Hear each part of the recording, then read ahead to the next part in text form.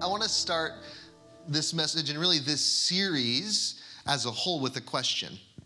And I know that sometimes I will ask questions here and it will be interpreted as though I'm asking a rhetorical or a semi-rhetorical question, and so then people will not answer the question. I'll say things like, how many of you like food? And 2 people will raise their hand. And I'm left thinking, like, how do you survive? I don't get this. But I want to ask a question, and I want to invite you to answer the question for real and to answer honestly. And it kind of follows up with the beautiful meditation that Mary led us in, some of the feelings around holding the weight of the world on our shoulders. So I'm going to ask this question, and raise your hand if you feel like this resonates with you.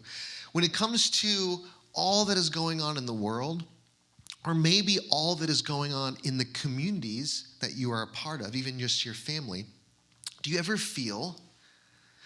wonder if you could be doing more? Or do you ever wonder, is what I'm doing enough? Can I be more of service to the world? Maybe just that feeling of wondering, what is my part to play? Keep those hands up. You dropped them too quick. All right, now, take a look around for a second.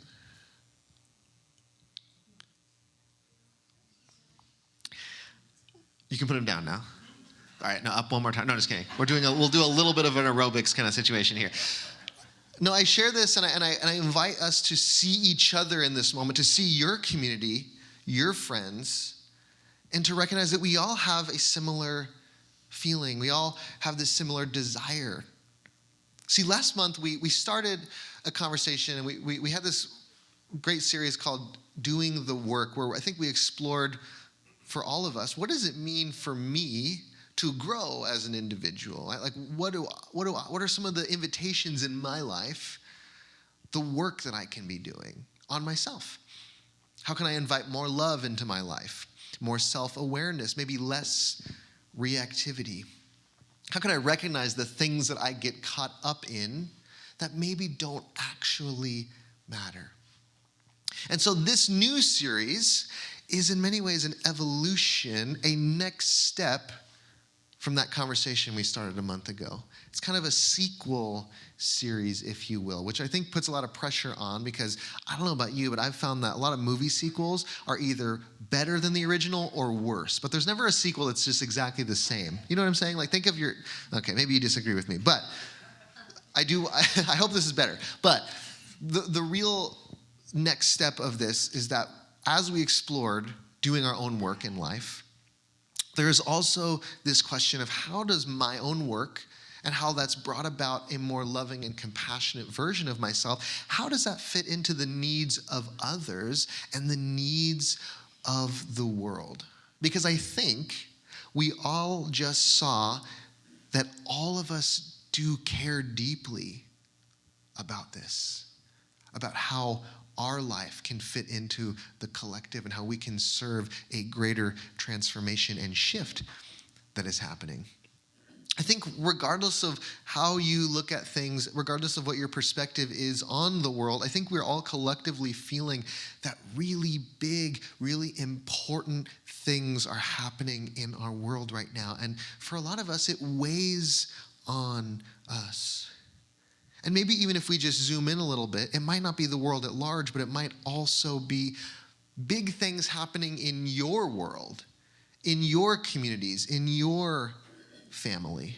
And I think we all have this question of, how can I more deeply show up to these things? How can I more deeply serve my communities and my world? What is being asked of me?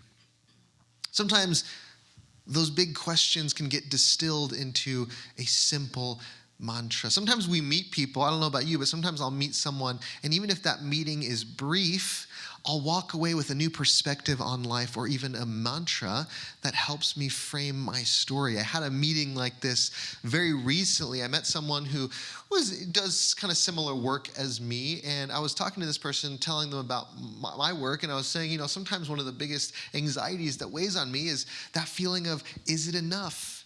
Right? Am I doing enough? Am I doing the right things? And what she said to me was really profound. She passed on a piece of wisdom that came from one of her teachers. And it's really this idea that if you are showing up in the ways that you feel called and invited, and the ways that you feel like you are giving your gift to the world and you're doing your part, that when you can do that, perhaps you can let go of the results. You can let go of that fear of, did I do enough? And so it's a simple 4 words. It's when you show up, when you do what's being called of you, and you give that gift, then you can simply say, I did my part. I did my part. And saying that is an exhale, because it lets go of the result. It lets go of all that mechanism of control where we're wondering, is it enough? Does it matter? And instead, what if we just focused on, I did my part, and maybe that can be enough. It's this sense that no matter how small you may think your part is, how ordinary you may think your part is, that it matters. That what matters most is that you did your part. So that's what this series is called. It's called Doing My Part. And it's something that I invite us, not just today, but throughout this whole series, I invite us to ask that question of ourselves. What is my part? How am I uniquely equipped? What are opportunities that are arising in my life? How can I more fully show up for the people around me?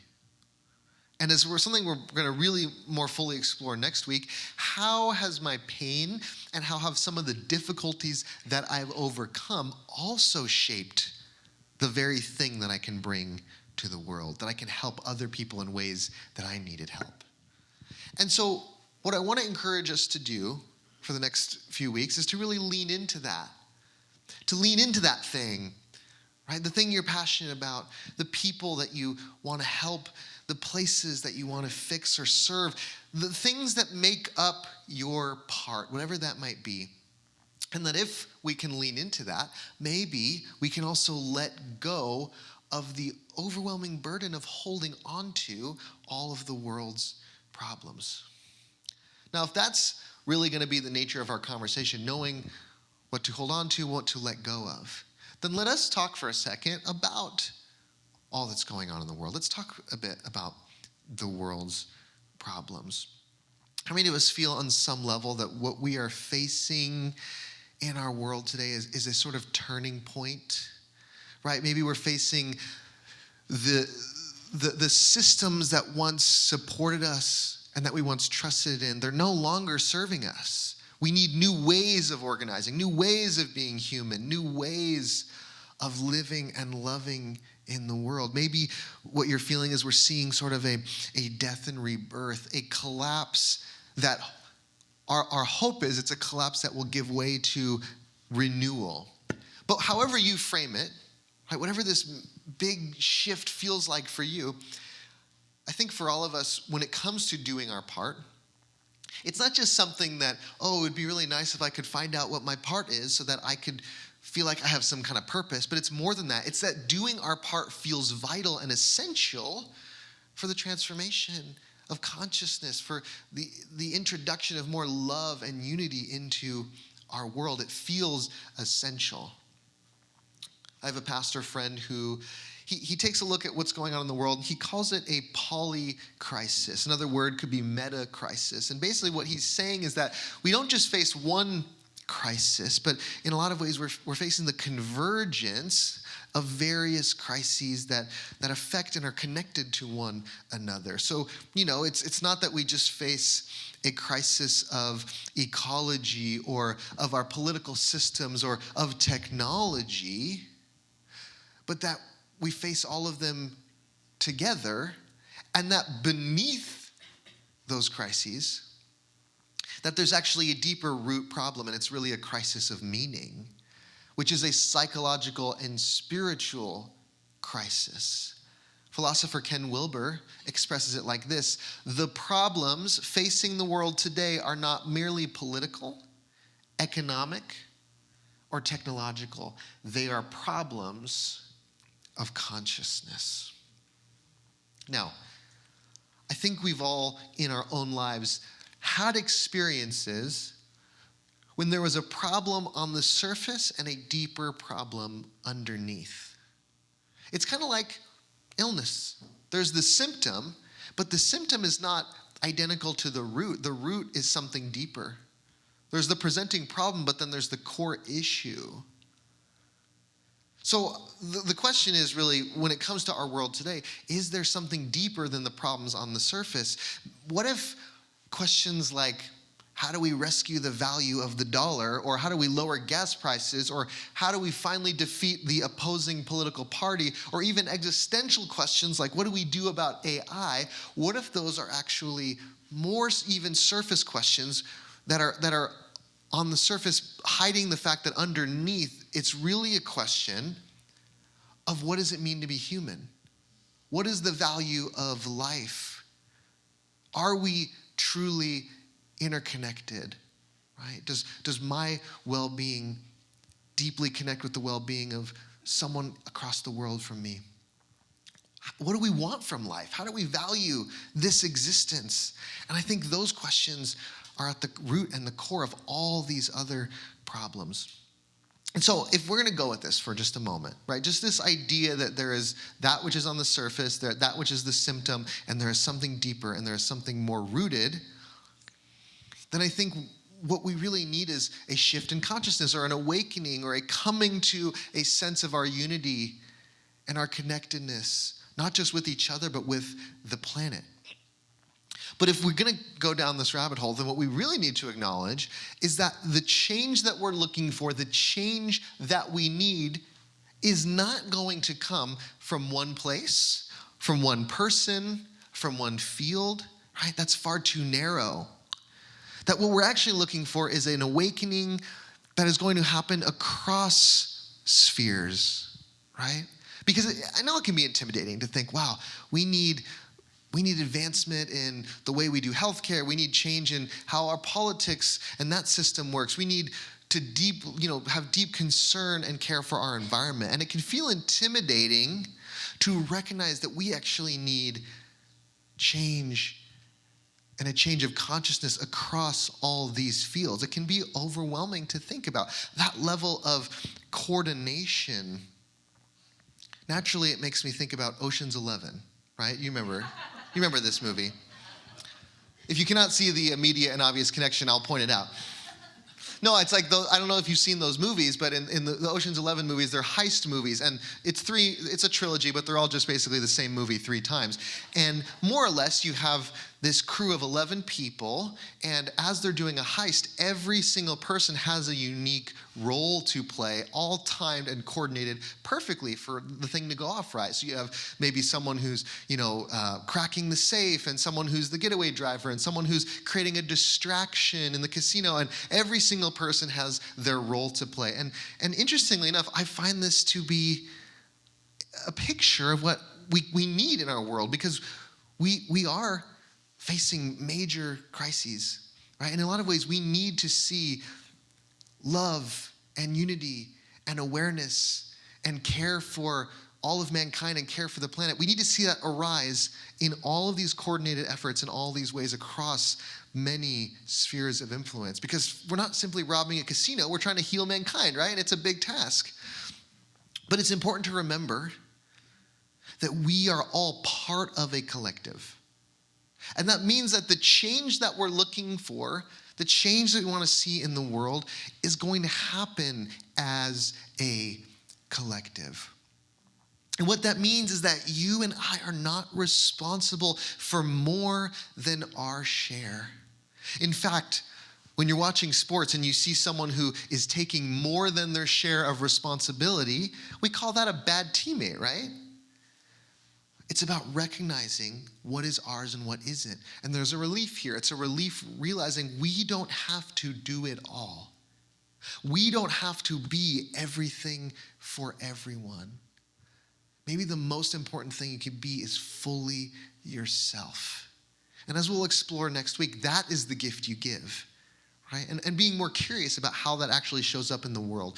But today, really what I want to introduce to us is the idea that all of us are part of this collective shift, and that it is a sacred responsibility first century teacher, Rabbi Tarfon, says, "You are not obligated to complete the work, but neither are you free to abandon it." In the same way, it's almost like saying, you're not obligated to do it all on your own, but don't do nothing. Friends, maybe doing my part means finding balance between what is mine to take on and what isn't. Maybe it's finding balance between recognizing where I'm equipped to serve a community or to serve the world and where others might be better equipped. It's about finding the balance between giving your gift and knowing when to let go of the results. And that is an act of trust, of trusting that there is a point where you can let go. That's really the basis of gift giving, right? Like when we give gifts to one another, there's something in the giving where inherent there is a letting go, right? You have something you want to give to someone, and then you let it go, and you let go of what they do with it. It would be weird if you did the opposite. Like imagine you go to a child's birthday party, and you get a child a gift, right? And you're like, okay, here, have that. And then 3 weeks later, you call the parents up, and you're like, hey, I just want to see, is Jamie playing with the G.I. Joe that I got him? Just want to check in. Just want to kind of follow up. And they're like, oh, I'm not sure. I don't think so. And you're like, well, can you do something about that? Do you want to make sure? And they're like, well, he's 6 years old, so I don't, You're like, well, I could come by this afternoon. I could pick it up, right? If you're not going to use it, I'll just, I can return it. That would be maybe weird, right? And if you've done that before, no shame, respect. But in general, that's not part of the ethics of gift giving, right? But I think in the same way, this is true of doing our part, because an aspect of doing our part is knowing when to let go, to free ourselves of needing to control and analyze the results, because otherwise we get caught up in anxiety. We get caught up in control. One of the most freeing passages I ever read from any wisdom text comes from the Eastern text of the Tao Te Ching. And it says in verse 9, do your work, then step back, the only path to serenity. Friends, breathe this in and remember that peace comes from knowing when to let go. Now, for me, I see this show up in my life in a number of ways. One of the ways it shows up is I'll just say that one of the most peaceful moments of my week is when I've locked up this building and I'm walking to the car. And it's not because I'm trying to get away from all of you. I love you all, okay? And it's not because I enjoy that 105-degree walk to the car either.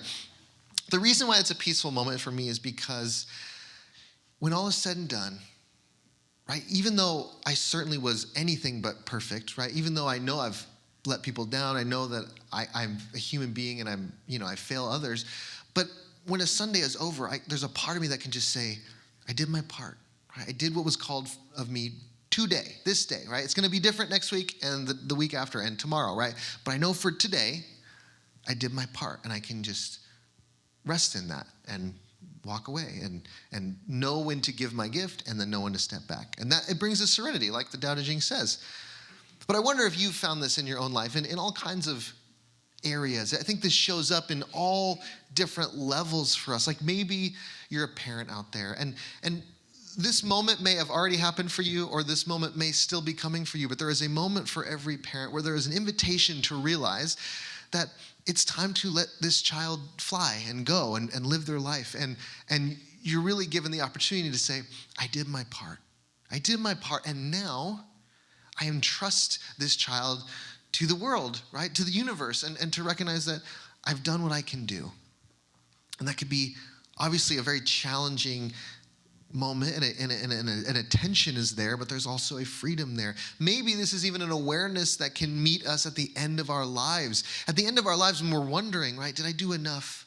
Did what I do matter? And yet we can maybe even then let that awareness find us. I did my part, right? I did my part, and I can't control all of what that might have meant, but I know I did my part. I want to take a moment, just connect this to the last series. We talked about doing the work, and the work is personal. The work is internal, right?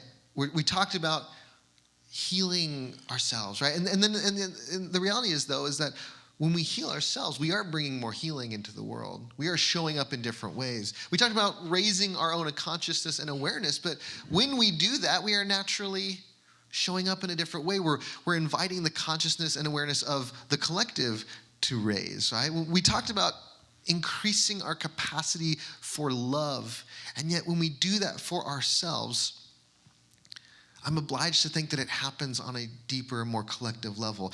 In essence, what I'm saying is that doing the work and doing your part are deeply connected. They might even at times be the same exact thing. Parker Palmer, the theologian, once said that self-care is never a selfish act. It is simply good stewardship of the only gift I have, the gift I was put on earth to offer others. So when we do our own work, which is often a work of caring for ourselves, knowing ourselves, it ripples out into the group, right? Doing our part does not mean overextending ourselves, right? Ignoring our own needs. And maybe we should even question the narrative that doing our part always has to be painful or sacrificial or filled with suffering. And if that's something that you feel deeply, then maybe just notice that. Be curious about that, because I wonder, like Parker Palmer said, that we can do our part from a place of gentleness, from a place of self-care, that we can care for ourselves just as much as we are caring for others, because we are a part of a collective just as much as anyone else is. So everyone, ourselves included, deserves that care. Now, you might be out there and you might be saying, well, this is all good and fine. Sure, I can do my part. And sure, maybe even everyone here today can try to do their part a little more. And maybe all of us and all of our friends can do our part. But sometimes it just feels like all of that would still be a drop in a bucket. I know we feel that way sometimes. Sometimes it feels like for every person who's trying to do some good in the world, there is an entire corporation trying to undo the very same thing. I just want to share two things before we close today. The first is this: when we do our part and then we know when to step back, that is an act of trust and it's an act of faith. Because instead of getting caught up with the questions of is it enough, does it matter, we can instead trust that when we bring love and goodness and positivity into the world, that it always ripples out beyond what we can see. Friends, we are so much more interconnected than our world often gives us credit for. And when we do our part, it reaches places and people that we could never imagine. This is a faith and a trust that I invite you into throughout this series. Second thing I want to share, though, and this, and really kind of wrapping our head around this, is an act of trust and an act of faith in itself. But it's something called tipping point dynamics. See, there's a body of research that says that even when the majority of people are operating and behaving in a certain way, that all it takes is a committed minority to create rapid transformation and change. So we look at our world today, and it seems like so many of the systems are operating in a way that is self-destructive and dividing us, right? And it seems like maybe even the majority of people are following along and are kind of blind to all that's really happening. And what tipping point theory would say is that it doesn't require the majority to be on board for massive change to happen, right? There's a research paper by Damon Santola that explains it in this way. When the committed minority is below the critical threshold, the majority of the population maintains the old convention. Once the committed minority exceeds the critical threshold, there is a rapid transition to the new convention. Obviously, this is more research paper speak, but I think it's a really powerful understanding that there is, in fact, a threshold. There is, in fact, a tipping point. And it's often much smaller than we would imagine. See, it's hard for people to agree on an exact number, but some have said that it's anywhere as high as 25% of the population to as low as 3%. Right? That can be the tipping point, that 3% of people get behind a way of being and it can start to enact great change in the world. And there are some that believe that when it comes to What we're talking about today, a more unity consciousness, a loving consciousness entering into the world, that something like that is so powerful and so potent that many believe that all you need is 3% to make a major impact. Right? It's like garlic. You're cooking with garlic. You don't need a lot for it to flavor your dish. Less is more. Now, I don't expect you to remember the numbers of what is the tipping point and all that kind of stuff. Really, what I'm saying on a fundamental level, the shift in thinking that I'm inviting us to, is to recognize that major progress doesn't require everyone. It doesn't even require mostly everyone. It simply asks that small groups of people are doing their part. Margaret Mead, the anthropologist, echoed this in her very famous quote, "Never doubt that a small group of thoughtful, committed citizens can change the world. Indeed, it is the only thing that ever has." I want to invite us to do a little homework this week, and I get that it's ironic to be asking you to do homework during summer, but I do want to just invite you. It's totally up to you, but next week, we're going to talk a bit about, more specifically, what is your part? What is your gift? What is your unique offering to the world? And the reality is, it's never simple. It's always complex, right? It's never one thing. I'm a this or I'm a that. We are so multifaceted as human beings, and it isn't so black and white. It changes as life changes. But I encourage you, and the homework will be this: just spend this next week paying attention to your own life, to the way that you show up in relationships, to the things you care about, the things you're passionate about, the spheres of influence that you are uniquely equipped in, the ways, no matter how small or how grandiose, right, that it all matters, it all belongs. So just be curious, how am I showing up? What do I care about? What is my part? And just hold that, and next week we're going to explore that and flesh that out more fully. But today, we're going to close, and I just want to invite you into a moment of reflection, right? And if we could just close our eyes or find a soft gaze and maybe slow our breath down, take a few deep breaths together, finding ourselves grounded in this moment, grounded in our bodies. And in this moment, I would invite you to welcome your full self. Yes, there are parts of you that may feel encouraged and inspired this morning. Maybe there are parts of you that feel deeply connected to your mission and your call and your passion in the world. And there may be also parts of you that feel very overwhelmed. An overwhelm that is deeply connected to a care and an empathy and a compassion for the world around you that may even lead to a heartbreak. Feel all of it. Welcome all of it in this moment. And recognize that that deep overwhelm is not something you need to hold on your own. You are part of something much greater. There are many people who feel what you feel and are walking alongside you on this journey. There's unseen guidance, there's synchronicity, there's love holding all of it. And we recognize we can't do it all. We can't do it all on our own. Maybe there's a part of us that still believes that we can or that we should, that we need to. And I invite you in this moment to recognize those parts, how they're showing up. Maybe even in your body you can feel that stronghold of something saying, no, I have to take it all on. I have to hold this burden. Who would I be if I could let that go? And I just invite you, slowly and gently, release that idea that you need to hold it all. Because friends, we can't do it all, but we can do our part. And so I invite any images that come up, any sensations or feelings that come up that bring you a little closer to recognizing what your part may be, how you may be uniquely equipped, what breaks your heart, what fills you with joy and life, what matters to you. And I invite you to hold that, to sit with it, to nurture it and be gentle with that throughout this week with curiosity rather than judgment.